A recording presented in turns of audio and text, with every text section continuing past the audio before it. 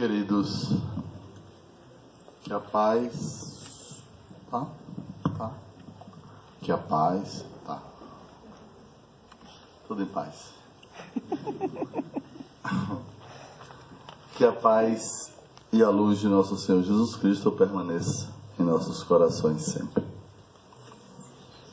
Nós estamos na noite de hoje, desse 27 de outubro de 2018, com a felicidade de estarmos participando da 16ª Jornada Espírita de Poções, em que já tivemos por aqui a nossa querida Abigail Guimarães, a nossa também querida Rosângela Oliveira, nos falando sobre temas importantes, como nos passos do Mestre e a missão de Jesus.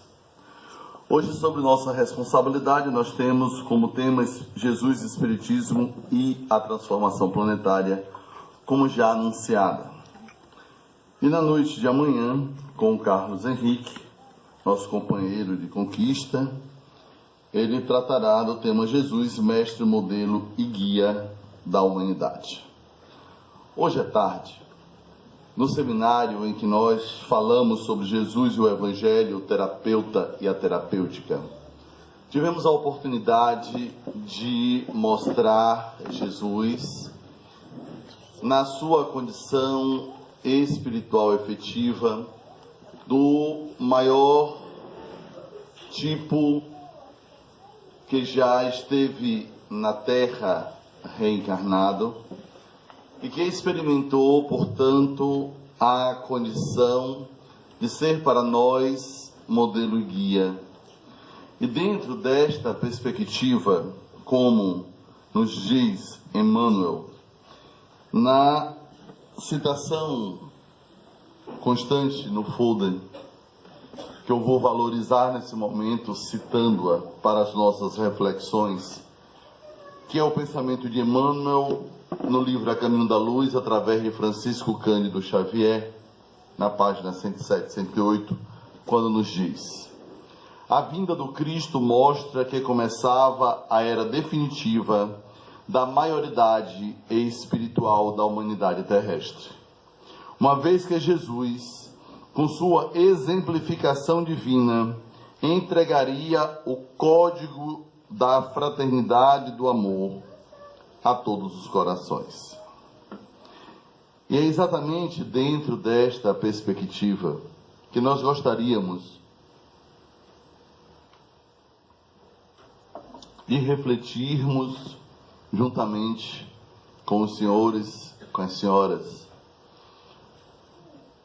essa relação que está constante no nosso tema e que envolve Jesus, o Espiritismo e a transformação planetária. É sabido por todos nós o lugar espiritual e afetivo que Jesus ocupa em nossas vidas. A referência que Jesus é, demarcando, portanto, uma outra condição na nossa paisagem terrena, quando nos oferece as condições fundamentais para podermos viver em felicidade. Quando nos traz o seu código de fraternidade e de amor. E nos faz, portanto, avaliar a condição efetiva que nos permite, portanto, experimentar duas outras, que devem caminhar juntas com a fraternidade, que é a igualdade e a liberdade. Quando nós encontramos na perspectiva transformadora da França a ideia de podermos comungar a fraternidade com a liberdade, com a igualdade, constatamos, portanto, que nós só poderemos nos sentir efetivamente fraternos se, e somente se, reconhecermos, portanto, a nossa natureza espiritual, reconhecendo a nossa paternidade em Deus, Criador de tudo, de todas as coisas, para que a nossa experiência efetiva se confirme no limiar da fraternidade. Pois se somos filhos do mesmo Pai, somos nós irmãos. A fratria se estabelece em nossas vidas como uma condição fundamental para podermos então ter a consciência de observarmos a condição de cada um e, portanto, reconhecermos a perspectiva igualitária que nós podemos constatar na experiência humana e, dentro desta condição, podermos estabelecer o que é de direito e fundamental para todos, que é a liberdade. Todas as vezes que desconsideramos a fraternidade e a igualdade, nós tiraremos a possibilidade de liberdade uns dos outros, conforme temos observado durante a experiência humana, das formas mais perversas, das formas mais cruéis, da maneira mais insensata que possamos observar em nossos comportamentos, quando nós perdemos como referência não somente a ideia da nossa paternidade, que é Deus, como também da figura excelsa de Jesus como modelo, como guia, como nossa referência maior, como o ser que assumiu a responsabilidade de catalisar as possibilidades em sua direção para transubstancializá-la e então nos oferecer um caminho efetivo em si mesmo para o nosso encontro com a verdade, com a vida abundante que triunfa e se manifesta em toda parte. Quando vamos observar o código da fraternidade e do amor sendo esquecido, sendo deturpado, sendo transviado em função do egoísmo e do orgulho, da maldade, da cegueira espiritual presente na humanidade. Embora outros enviados já houvessem cumprido suas funções para despertar o sentimento de transcendência, para recordarmos a experiência da fraternidade e do amor, havia então ainda a necessidade de impulsionarmos-nos para uma outra condição efetiva. E então, Jesus autoriza uma nova invasão, diferenciada de outras tantas realizada pelos homens. A perspectiva de uma invasão, de uma revolução espiritual, em que os espíritos passavam a se manifestar nas expressões mais diversas e especialmente através das manifestações físicas, em que os espíritos sinalizavam, se materializavam, apresentavam os ruídos, se comunicavam das formas mais diversas com os encarnados, despertando a atenção de cientistas, de sábios, de pesquisadores, de jornalistas, de políticos, de professores, de médicos, ou seja, das referências profissionais e intelectuais da época. E então, neste cenário, nós vamos poder observar, chamar também a atenção do professor Hippolyte Léon Denisard Rivaio, o nosso Allan Kardec, que já tendo contribuído de forma significativa para a educação francesa, e também um estudioso do magnetismo, portanto já feito as experimentações energéticas dos seres vivos, mesmo assim, na sua primeira receptiva do convite, ele levanta questionamentos e não desperta qualquer interesse de verificar, em função da natureza que estava sendo emprestada aos fenômenos espirituais naquele momento na sociedade francesa. E então, após novos acontecimentos, numerosas sessões espiritualistas sendo experimentadas, recebendo novos convites, ele então, com o seu perfil de pesquisador, de investigador da verdade, lança determinados questionamentos quando lhe for informado que a mesa apresentava inteligência e que ela dava respostas inteligentes após ser magnetizadas. Allan Kardec, com fundamento possuído, declara a impossibilidade de uma mesa ser magnetizada e funcionar denunciando, a partir da resposta, uma inteligência ou uma causa inteligente, já que ela não poderia ser magnetizada por não apresentar o sistema nervoso. Assim, observando o fenômeno acontecer, Allan Kardec, com a sua condição espiritual e a fundamentação filosófico-científica segura, observa que se a mesa estava ali oferecendo respostas, ela não passava, portanto, de um apêndice, ela não passava, portanto, de um instrumento utilizado por uma inteligência invisível, extrafísica.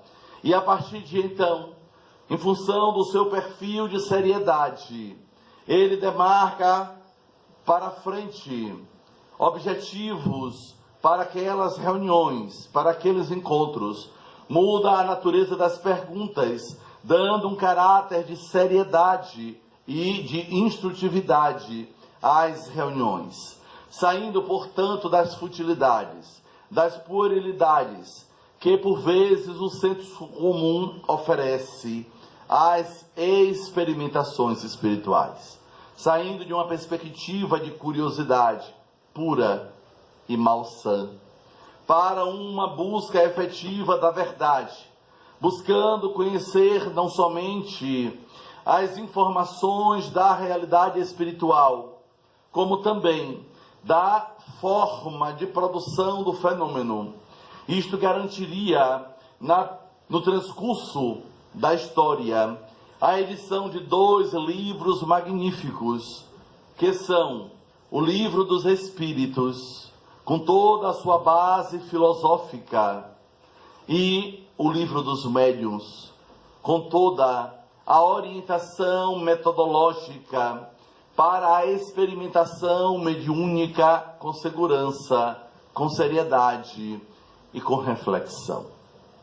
Dentro destas perspectivas, ao observar, portanto, que os espíritos, objeto de estudo, nada mais são do que as almas ou os espíritos dos que já estiveram encarnados e que após a experiência da desencarnação retornam ao mundo espiritual, vivendo o seu período de erraticidade e, portanto, oferecendo para as pessoas lições primorosas acerca da necessidade da moral, da vivência efetiva dos ensinamentos cristãos, da verdadeira experiência de fraternidade e de amor. E assim, portanto, abrindo um novo período em que o Espiritismo, enquanto ciência e filosofia, que nos oferece as bases fundamentais, que enquanto filosofia traz respostas que até então a filosofia não havia oferecido para a humanidade, acerca da origem, da natureza, da existência e da destinação dos homens, na condição do espírito que somos. E assim, despertamos para uma realidade mais significativa e mais profunda.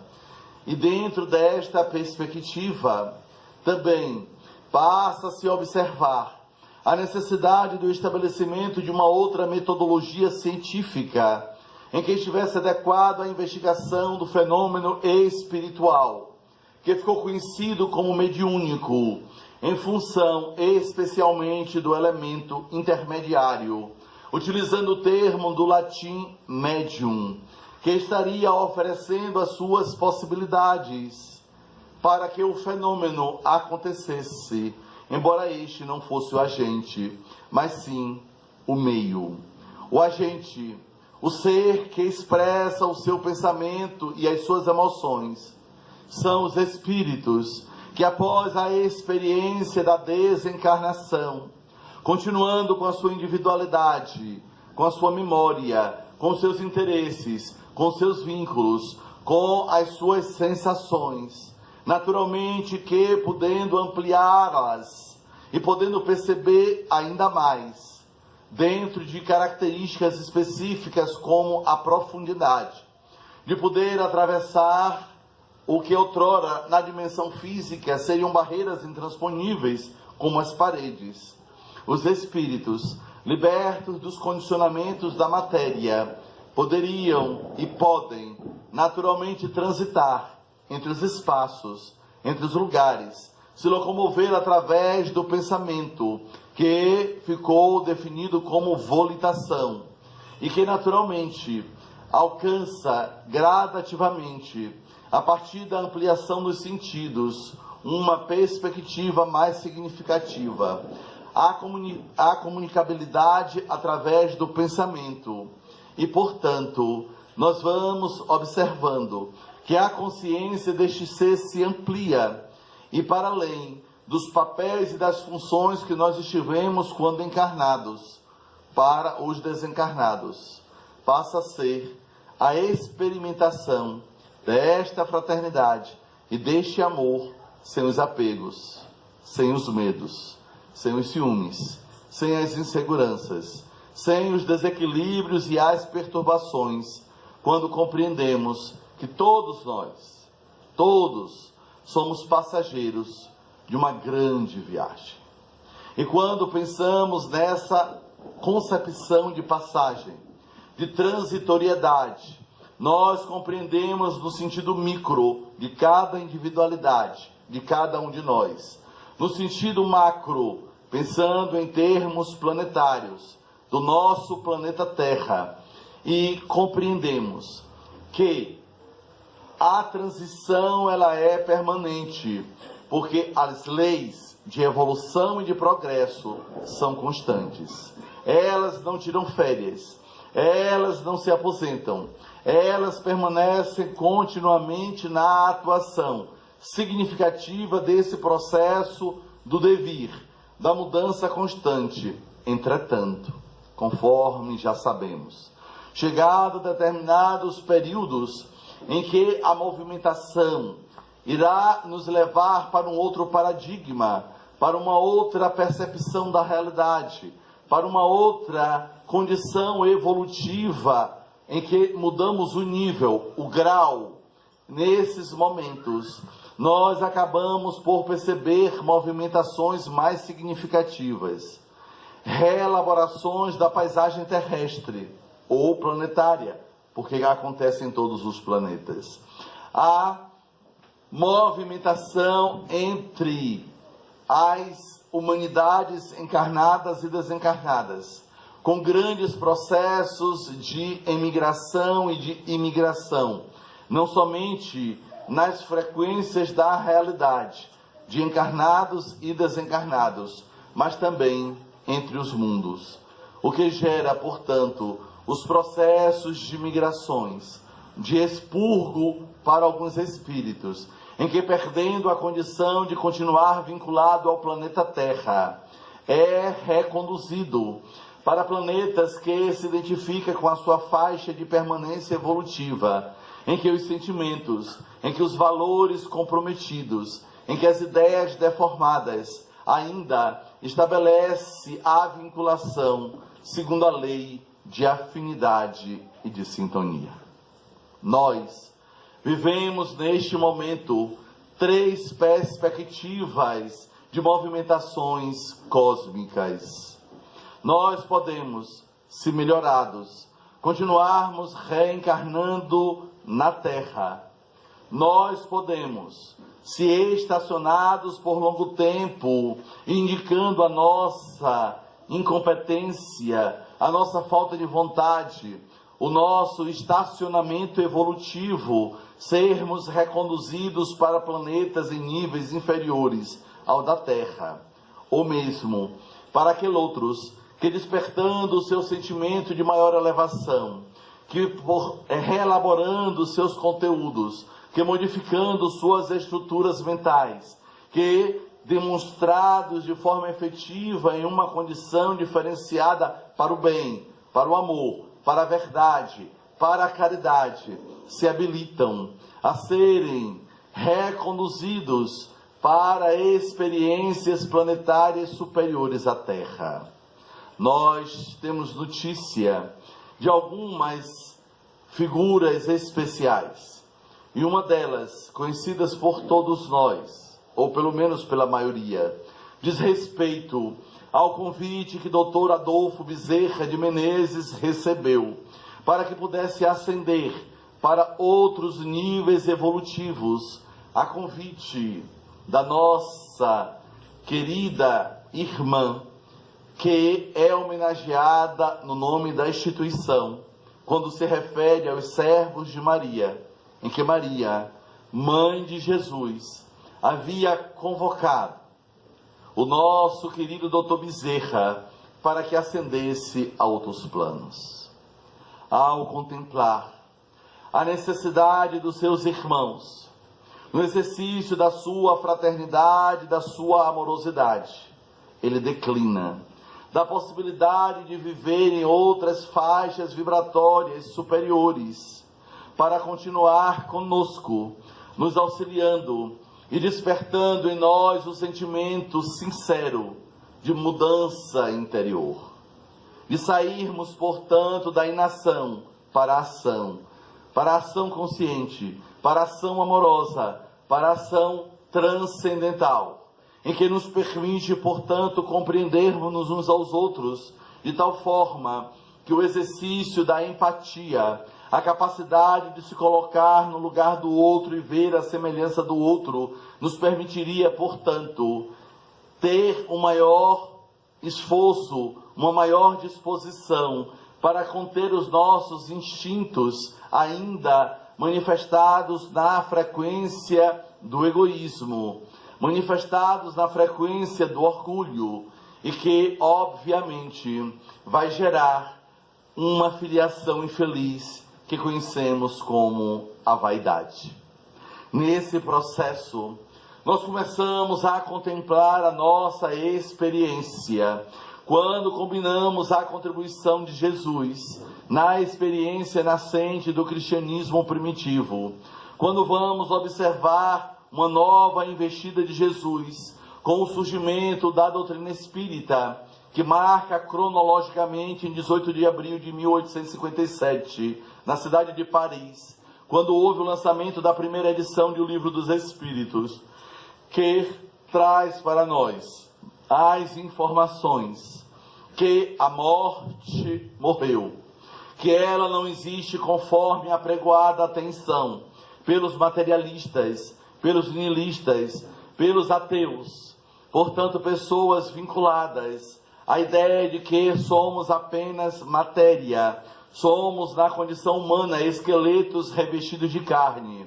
Somos, portanto, na perspectiva nihilista, pessoas que não concebemos qualquer continuação, qualquer possibilidade futura. A única coisa que nos espera é o nada, porque depois da morte, nada mais existe. E por conta disso, o desequilíbrio se instaura. E já que não há consequência para os meus atos, eu devo viver o aqui e agora, buscando tirar todo o proveito e toda a oportunidade possível, pouco interessando os meios que eu utilize para conquistar os meus fins. Agora, eu devo aproveitar.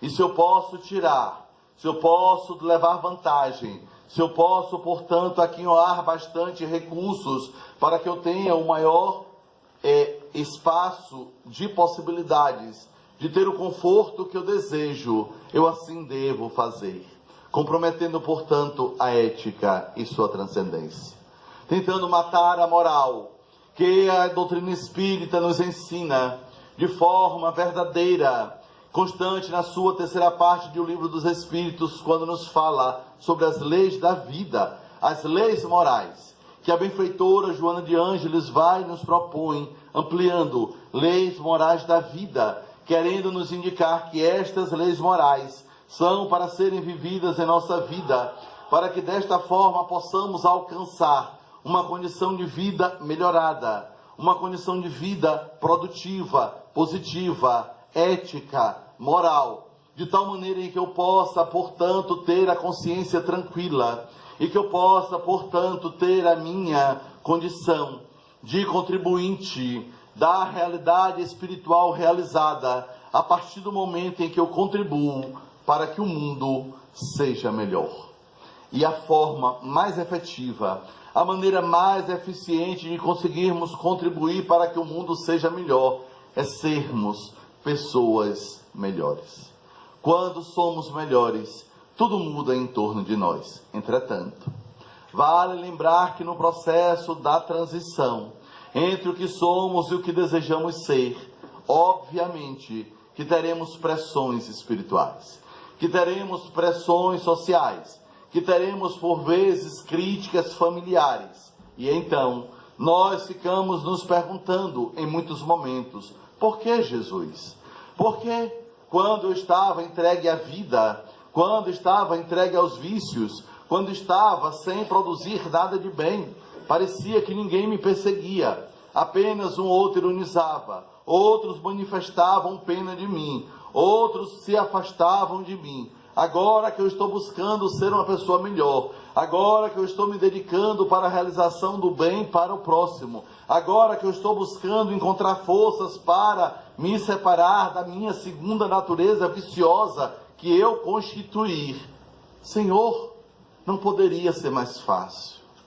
E a resposta de Jesus, sempre amorosa, assim como o esclarecimento que o Espiritismo nos oferece, com o seu primor, nos dá a plena consciência de que a transição que acontece no nosso mundo íntimo, assim como a transição que acontece em nosso planeta, são convites de testes e de provas para a nossa experiência de construção do homem novo. A experiência da construção de um outro quilate espiritual que precisa ser confirmada, constatada e transformada em convicção.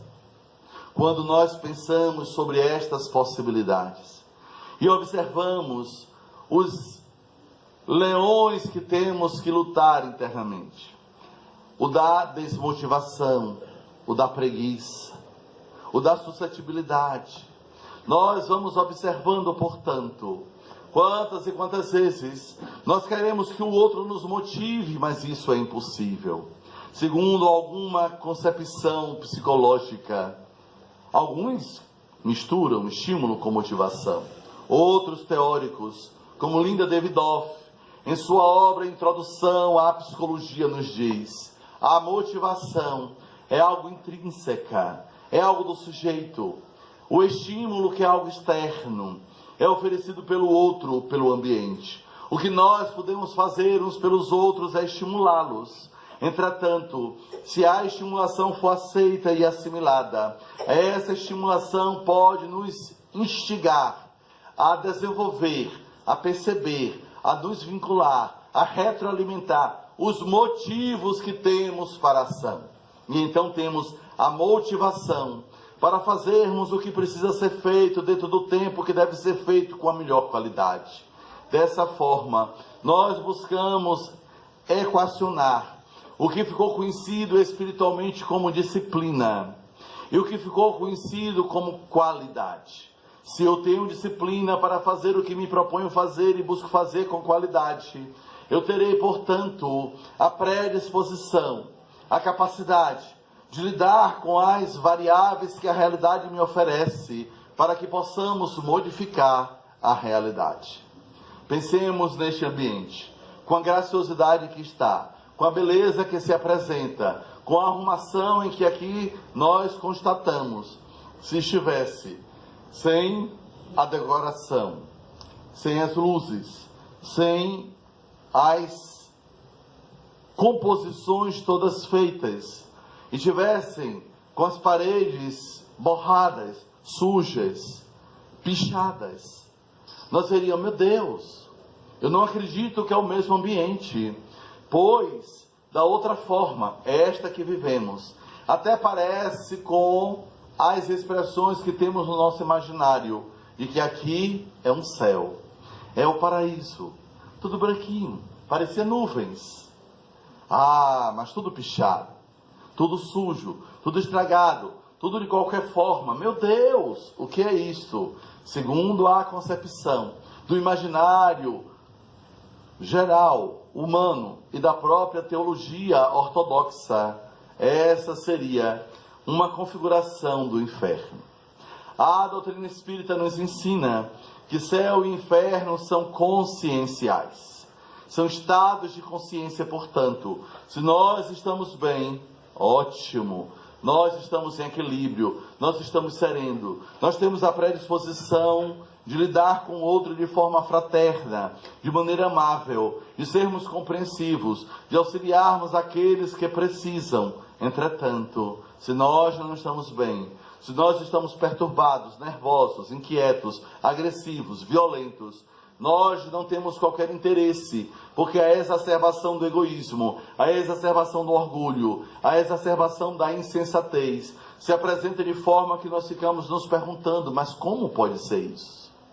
Como pode ser aquela pessoa que praticou o bem, que fez a oração, que estava, meu Deus, como pode ser? Nós trazemos em nós as duas faces da moeda.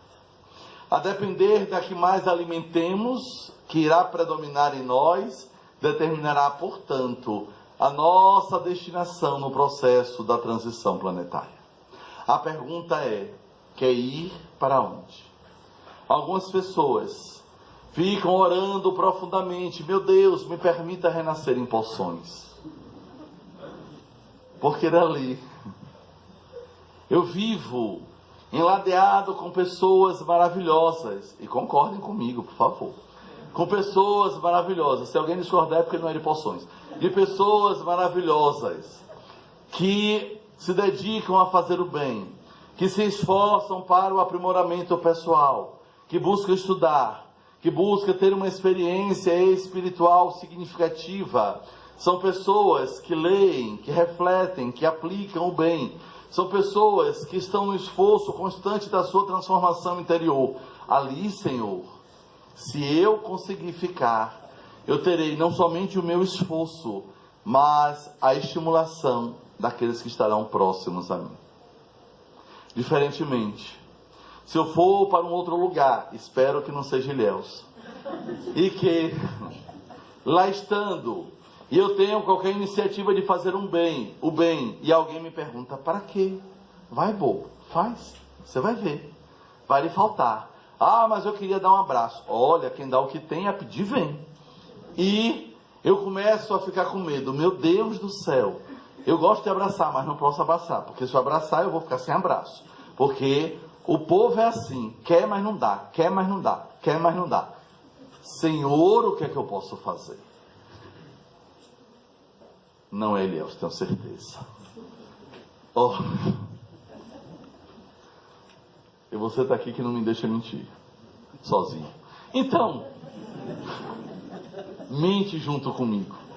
Tá? Ora, e sei o quanto você gosta de Deus.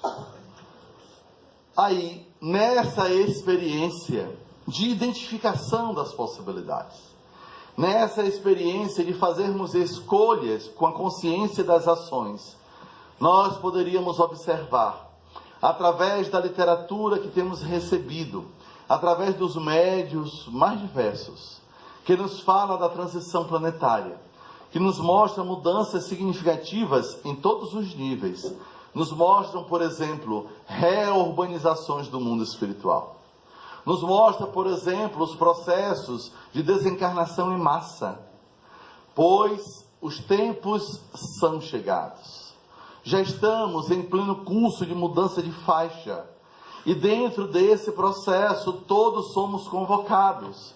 para melhorar não somente a nossa aparência, mas a nossa essência. Não somente o nosso discurso, mas o nosso comportamento. Não somente aquilo que falamos, mas também aquilo que pensamos. Quantas e quantas vezes ficamos às voltas com os nossos pensamentos desconcertantes e indevidos. Quantas e quantas vezes nos pegamos, meu Deus do céu, por que eu estou com esse pensamento? E o pensamento ali. Será que eu estou obsidiado? Pode ser. Mas o Espiritismo também nos ensina que todo e qualquer processo obsessivo parte da conivência da pessoa. Ou seja, se eu permito determinadas ideias na minha cabeça, é porque eu me afino com elas. Mas o que é que eu preciso fazer? Mude. Não alimente mais essas ideias. Observe o que você lê, o que você assiste, o que você conversa, o que você pensa. Mas não tenha medo. Vá substituindo gradativamente. Estão vindo pensamentos indevidos, de qualquer ordem. Da maledicência, de uma sexualidade indevida, do que seja, de qualquer coisa. Meu Deus do céu, eu não quero pensar nisso. Eu não quero pensar nisso, eu não quero pensar nisso. Para com isso. Porque todas as vezes que eu digo eu não quero pensar nisso, o nisso continua na cabeça da gente. Então, eu não tenho simplesmente que negar. Eu preciso substituir. E a substituição se dá através de uma outra ação.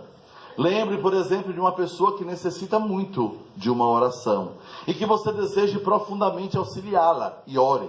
Ore por essa pessoa. Ah, mas eu não estou conseguindo fazer uma oração espontânea. Faça o Pai Nosso, por exemplo. Faça a prece de São Francisco. Faça uma que você goste, que você se afine, que você desperta em você uma outra vibração. E aí você vai se envolvendo. E o seu desejo sincero de auxiliar a pessoa, porque você reconhece a necessidade, porque você sabe que a oração é positiva, que é algo que auxilia, muda a sua disposição. Daqui a pouco você não está mais pensando. Você está orando. E o seu pensamento foi modificado. Mas cuidado. Tem gente que após conseguir fazer isso, cai na cilada de pensar: ai, que bom que eu não estava pensando mais naquilo. Aí volta a pensar naquilo. Mudou o pensamento. Não volta para ele. Segue. Lembra de Jesus. Levanta-te e anda. E essa recomendação é algo interessante. Costumo dizer para os meus alunos que seria ótimo se nós tivéssemos uma teclinha com a sigla DEL ou com a palavrinha delete. Que quando tivesse um pensamento que nós não quiséssemos pensar, apertássemos nela e sumiu. Mas não é assim que funciona. Quantas vezes nós não queríamos continuar pensando naquilo e aquilo continua em nossa cabeça. Meu Deus, eu não tenho controle sobre mim? Não está tendo. Porque continua mantendo algo que não deseja. Vamos então fazer as pazes. A proposta de Jesus, a proposta do Espiritismo e a grande chamada desse momento de transição planetária é que devamos viver em paz, cultivar a paz, pacificarmos-nos e sermos, portanto, os pacificadores. E podemos começar no nosso ambiente doméstico. Nada nem ninguém vale a minha paz, nos ensinou Jesus. O Espiritismo nos diz que nós devemos cada vez mais exercitar o perdão, não somente 70 vezes 7, mas infinitamente. Que nós devemos eleger o que efetivamente nos interessa: o bem, a verdade, o amor, a paz, e nos entregarmos a esta experiência para podermos construir uma realidade significativa. Nós precisamos nos dar oportunidades de ver diferente o que às vezes estamos demarcados com determinada visão. Por exemplo, existem pessoas que nós encontramos e na primeira impressão nós pensamos que não gostei. Na versão popular, meu santo não foi com da pessoa. Na versão espírita, não temos afinidade. Ou quiçá, vixe, em uma outra encarnação, alguém deve ter aprontado com alguém. Muito bem. Às vezes nós só precisamos oportunidade de convivência com a pessoa para mudar o valor. Duas histórias que nos mostram bastante isso. O filho procurou o pai e disse para o pai: meu pai, eu não suporto mais. Eu vou matar minha sogra.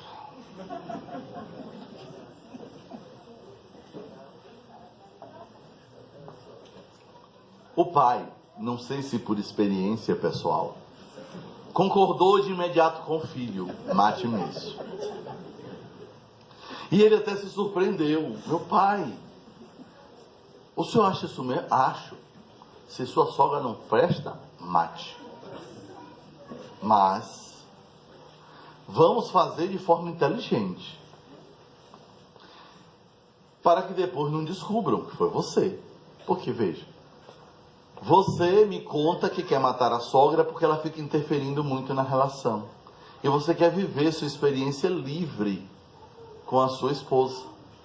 Se você mata a sogra e descobre que foi você que matou, você vai preso. Logo, você se livrou da sogra, mas não vai poder viver o seu casamento. Então, antes disto, nós vamos construir um outro cenário. Sério, meu pai? Sério. Você vai tratar sua sogra bem. Você vai cuidar dela. Você vai levar ela para passear. Vai levar para jantar fora, para almoçar. Vai dar presente para ela. Você vai, toda vez que você sair e que você voltar, você vai cumprimentá-la dando um beijinho. Meu pai, o senhor está louco? Eu quero matar a mulher. O senhor está querendo... Mas, meu filho, você quer ser preso depois? Claro que não, papai. Então, faça isso. Faça isso. Meu pai, vai ser difícil, mas a gente vai conseguir. Você vai matar a sogra e vai ficar com a filha dela tranquilo. E ele começou a fazer. No começo, a vontade não era aquela, mas quando ele pensava na sugestão do pai, começou a cuidar. Voltou e disse assim: papai, já estou fazendo. Ele disse: ótimo. E ela me olha com a cara de surpresa, mas está aceitando. Ótimo. Então, a partir de hoje, tome aqui esse frasco, tem esse veneninho. E você diz assim: olha, vou fazer um suco para a senhora. Você não bota muito, para não matar de vez. A gente vai matando aos poucos. E aí você bota um pouquinho. Outro, um mingauzinho, minha sogra. Um veneninho. Aí, minha sogra, um veneninho. Bote assim, pouco, porque isso dilui. Ela não vai sentir o gosto. E você vai ver que vamos chegar lá. Quando ela já estiver mais debilitada e todo mundo vê que você ama, a gente liquida com ela. Meu pai, que ideia boa, meu pai. Aí levou. E aí vai. E aí um presentinho, um beijinho na sogra, leva para jantar fora, leva para passear e tal. Nossa, ficou um pouquinho gripada. Não, vitamina C, só que tem que ficar boa. E aí, e o veneninho todo dia. O veneninho todo dia. Chegou uma hora que ele olhou para a sogra e ela estava pálida. Começou a tossir. Ele disse: meu Deus do céu, vai morrer. E aí quando ele disse vai morrer, ele disse assim: mas agora eu não quero mais que ela morra. E aí correu, foi para casa do pai. Meu pai, cadê o antídoto, meu pai, daquele veneno que o senhor me deu? Por quê? Não, porque minha sogra está doente, já vai morrer. Não, meu filho, deixa morrer. Você não queria isso mesmo? Melhor. Não, meu pai, não quero que ela morra. Como você não quer que ela morra? Não, eu não quero que ela morra mais. Como você não quer que ela morra mais? Agora que você vai se livrar dela? Não, meu pai, porque agora eu aprendi a amá-la. Cadê o antídoto, meu pai? E aí o pai disse: meu filho, não tem antídoto. Meu Deus do céu, minha sogra vai morrer. Não vai não, meu filho. Aquilo que eu lhe dei dizendo que era veneno, era farelo, farinha de arroz. Não ia matar ninguém, meu filho. Meu pai não ia matar ninguém. Meu Deus, meu filho, olha, normalmente quando a gente não gosta das pessoas, é porque a gente não se permitiu o suficiente aprender a amar. Entendeu, meu filho? Entendi, meu pai. Chorou, abraçou o pai, agradeceu. Voltou,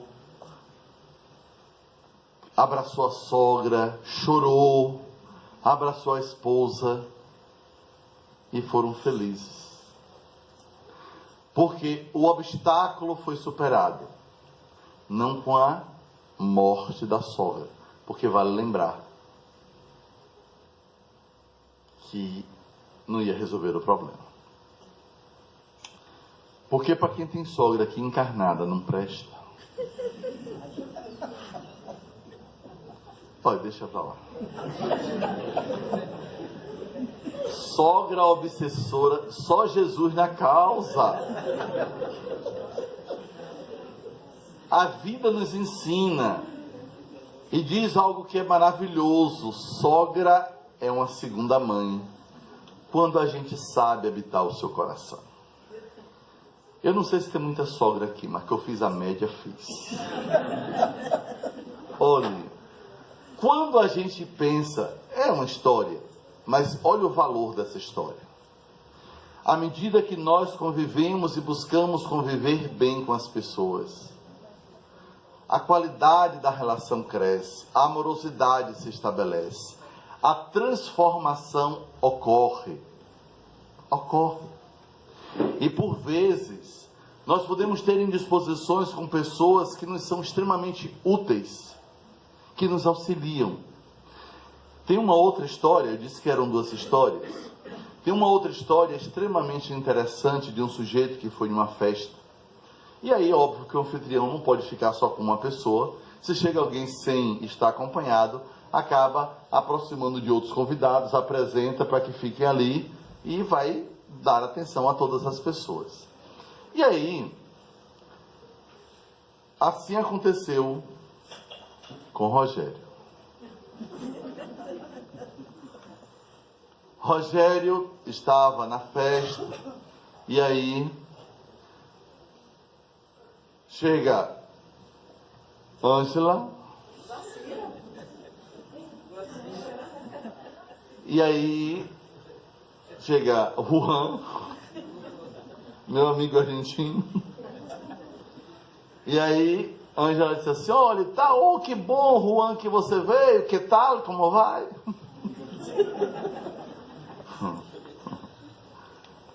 Olha, aqueles minutinhos de conversa, e aí vem aqui e apresenta para Rogério, para nosso amigo de Boa Nova, não é Boa Nova? Boa Nova, irmão, evangelho só evangelho. Aí, tá aqui conversando, mas Juan conversa demais, e Rogério, olha, a primeirinha ali fez, vou ali, vou fazer uma oração antes da palestra, escapa. Boa Nova disse assim: chegou o horário, como eu tenho que ir para outra cidade, tô indo. E aí Rogério disse: meu Deus do céu, o que é que eu faço agora? E Juan conversando, e Juan perguntando, e Juan fala, e Rogério já está assim: mas que cara chato, meu Deus do céu, que aconteça logo essa transição planetária e ele vá para onde eu não quero nem saber, mas que vá para outro planeta de preferência. E olhe, lá pelas tantas, finalmente Juan diz: bem, já é chegado a hora, né? E aí se despede, e Rogério disse: graças, Jesus ouviu demorou, mas ouviu minhas preces, não é? Oxe, lá ele. Deve ser efeito físico, os espíritos apertaram aqui. Isto é assunto para outra palestra, deve ser. Porque eu não toquei. Vou até tomar uma água fluidificada.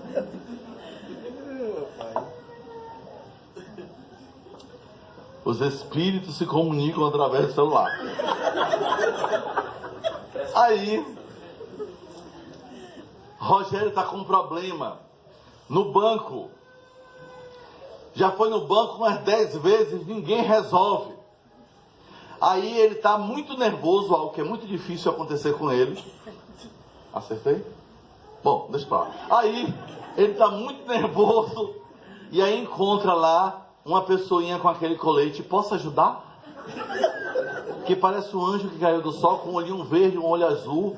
Aí ele olha assim, diz: olha, eu não sei mais o que é que eu faço com esse banco. Aí ela diz assim: olha, pegue o elevador, vá no segundo andar. Assim que abrir a porta do elevador, o senhor vai ver uma mesa que fica logo de frente assim. Se aquele homem não lhe ajudar, ninguém mais lhe ajuda. Ele vai lhe ajudar. Bom, vou, porque eu já estou aqui em tempo de ir. Pega o elevador. Quando o elevador abre a porta, que ele olha, quem está lá por trás da carteira? Juan. Ele disse, meu Deus, não é possível. Jesus me ajude. Deve ser karma. O Espiritismo diz que quando a gente erra no passado, volta o cara de novo. Vai. Quando o Juan vê, meu amigo, levanta, vem, puxa uma cadeira, um cafezinho para ele, uma água geladinha para refrescar o coração. Me diga o que é que você quer. Quando ele relata, ele disse, vou resolver seu problema agora. Se não acredito, tem meses que eu estou tentando. Não se preocupe, você procurou a pessoa certa. E aí conversando e tal, e resolve o problema para ele da melhor forma para ele. Quando ele sai, que entra no elevador, ele diz, tá, tudo bem, me ajudou, mas que o cara é chato. Aí, um dia chuvoso, ele pega o carro dele e vai para onde? Para onde? Boa Nova. Vai na Boa Nova visitar nosso amigo. O pneu fura. Ele vai olhar, meu Deus do céu, o estepe, vazio. O pneu de socorro. Quando ele está lá, Jesus, me ajude, por favor, vem um carro de lá já dando jogo de luz. Encosta. Quando salta do carro, quem? Juan. Amigo, que tal? E quando Deus faz completo. O pneu de Juan, do carro de Juan, dá certinho no carro de Rogério. E Rogério disse, o que é que eu... Não, pode, você já tomou chuva demais, pode entrar que eu vou trocar o pneu do carro.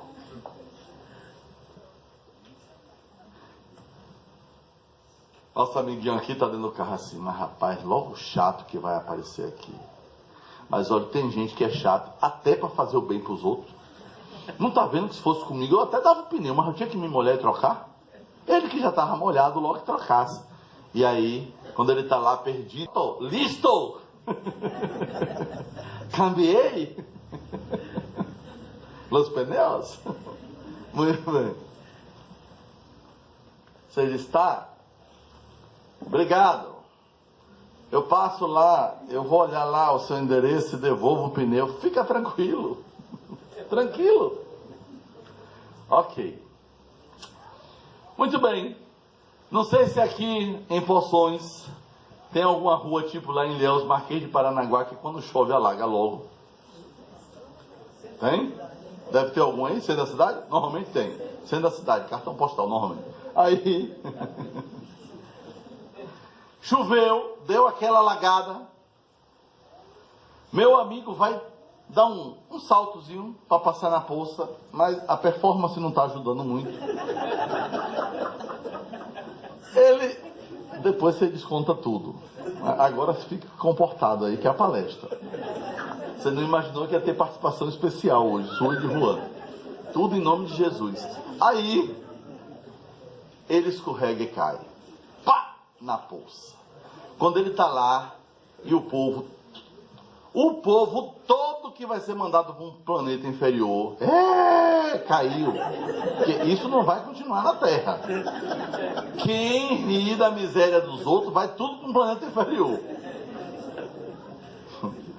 Quando ele vai levantando a cabeça, cheio de vergonha, ele vê uma mão estendida. Quando ele olha, quem é? Juan. Nessa hora, Juan é o cara mais bonito do mundo, gente boa, o irmão que Jesus botou na vida dele. Ele levanta e não se contém de felicidade, mesmo molhado, abraça Juan. E Juan não recua. Diz, eu tinha certeza desde a primeira vez que eu lhe vi que nós seríamos amigos. E nesta hora, filho de Deus, você não pensou mais nada que o cara era chato. Observe que o tempo inteiro estamos em movimento.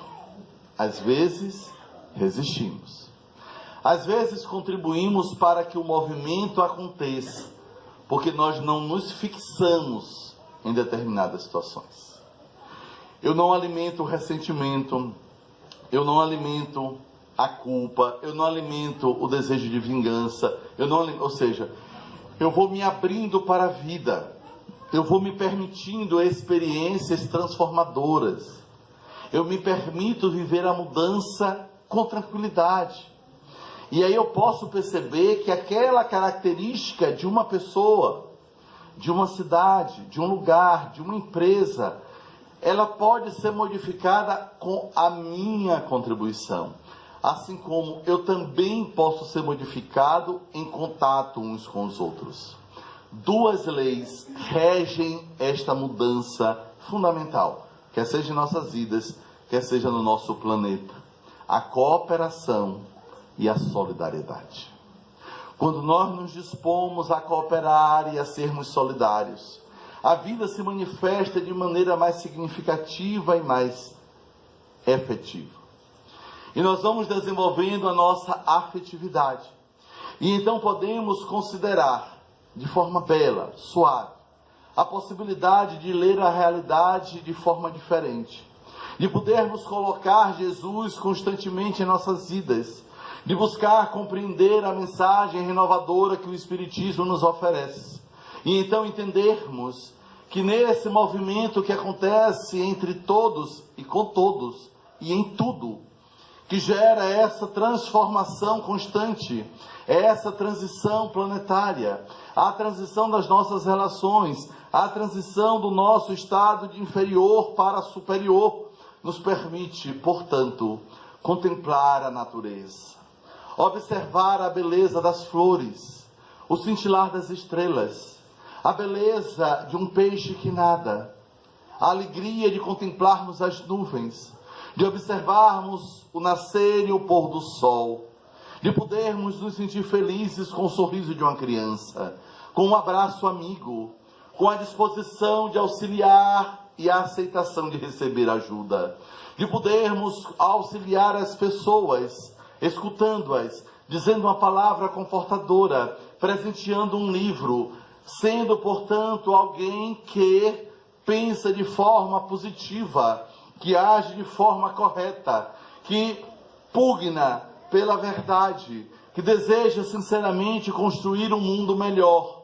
E assim, todos estaremos contribuindo de forma significativa, como nos ensina Jesus, como aprendemos também com o Espiritismo, a nossa grande contribuição com a transição planetária.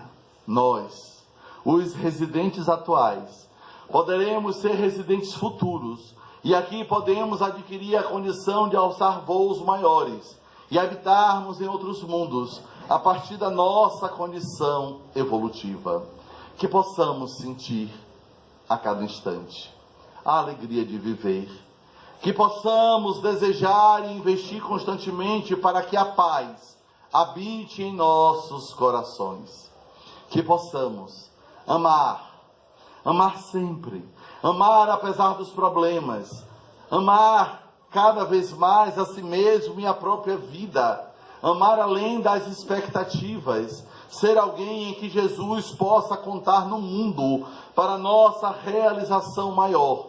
E então, neste momento, nós teremos a oportunidade de ressignificar, como disse nosso irmão Alisson cantando quando se referiu à saudade.